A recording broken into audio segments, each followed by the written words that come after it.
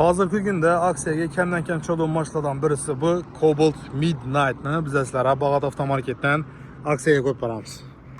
Hurmatli obunachilarimiz, hammaga assalomu alaykum.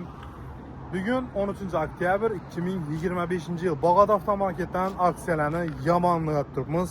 Azon bilan sizlarga 80 million so'm short spravka Cobalt qo'yib berdim. Cobaltdan uzr. Damas qo'yib berdim. 2024 aksiya o'tadi. Özlərimizin bir abunachimiz geldi. Özlərimizin Bag'at Jinonovdan görüp sırası geldirədən işte sanab alıp getirəm naqd pula. İzindən aksiya Cobalt Midnight qoyub verdim. 2025 5000 yurgan birinchi nomer alıngan. Plus metan gazlarım uстановka qilgan variantından qoyub verdim. Bu maşinni yana qo'ydim, hali duribdi, bemalol kelib olsangizlar bo'ladi. Xullas, izindən navbatdagi aksiyamiz Cobalt Midnight 2025 short spravka mashinamiz qora svetda. Bahası 162 milyon so'm pul bo'lsa beramiz, naqd bo'lsa. Emaslar. Azzatinglar do'stlar.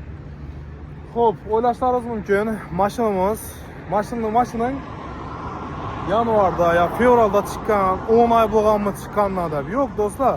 10-11 oy bo'lmagan, 3 oyda chiqqan, short spravkalardan go'shtaman. Qora svet Cobalt Midnight salondan nichikkan bo'lsa, shuningdek holatda turibdi. Mashin 42 kilometr yurgan. Cobalt Midnight